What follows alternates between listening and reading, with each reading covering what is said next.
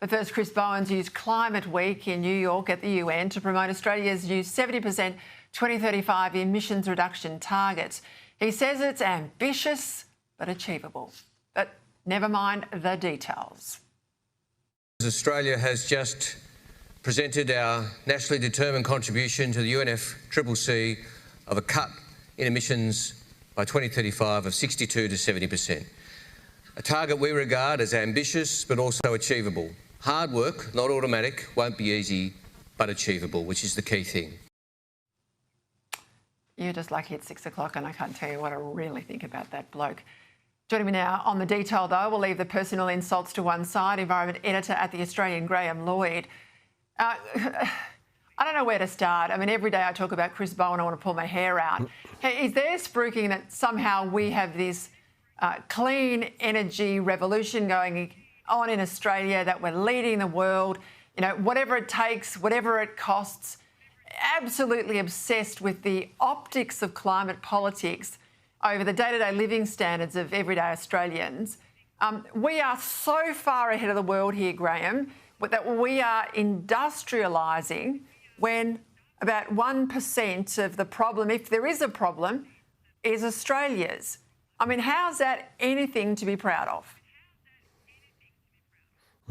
That's right. Good evening, Peter. Well, this is the hard sell now from the federal government on the international stage to try and get their way with holding a conference and other things. And we're seeing the truth that Chris Bowen is there saying we are taking a maximum effort, we're leading the world, and at home the message is the reverse, that we're behind and we need to catch up and we should measure ourselves poorly against other places. I think it's becoming increasingly obvious that Australia is setting very high targets. It's now being loose with the detail on how they're going to be achieved or what they involved, and this is all going to catch up with them quite quickly. You're right. You know, they're saying one thing overseas and they're trying to get another thing to fly here at home, but it's flim-flam. I mean, last Thursday, the Prime Minister had a whole lot to say about where we sit with other nations in the world, particularly the Europeans. Have a listen. It's also consistent with the European Union have just announced that over the next 24 hours they'll be considering a target range between 63 and 70%. This is ambitious, but it's achievable. Well, they might have considered it, but they've junked it. They're not giving firm targets like we stupidly are. They'll only announce an intent.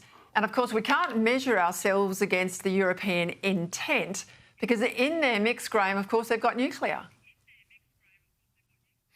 Yes, they do. That's right, Peter. And this backsliding really characterises what's happening with the whole process.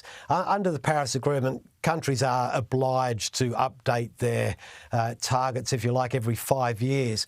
But very few have gotten anywhere near meeting what their expectations were last time around. So they're way more cautious this time. So we're seeing an aspiration on the part of the EU rather than a fixed target. And that's in recognition that they've got no idea how they're going to achieve it.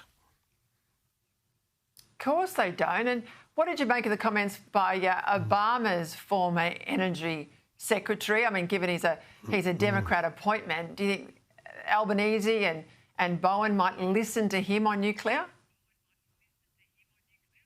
Well, this is the thing. I mean, when the Democrats in the US are telling you to cool your heels on climate change action, you know you're certainly out there.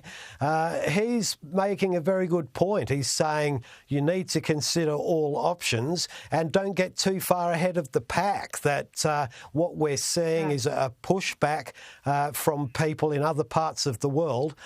We're seeing dislocation here around the siting of renewables and the extent of the rollout. And this is all building into something quite ugly. Just quickly, I know Bowen would love us to host next year's UN Climate Talk Fest. Turkey's in the mix. They were pushed out because they were meant to host it during COVID. It didn't happen. They're refusing, though, to withdraw their nomination. Please tell me they're going to save us from spending millions and millions and that they'll get it. Well, the clock's running down. I can't see either side particularly giving up, and that means it would go to Bonn. Of course, you have to look at the transactional nature of the whole thing. Turkey is, of course, the country that has argued before the UNFCCC that it can't be considered a developed country because it needs to be a recipient of climate aid. They are now at the final hurdle, and look, there's probably a deal to be done, and that will be costing Australian taxpayers if it is. Yeah, it'll be hundreds of millions of dollars. I'll leave it there, Graham.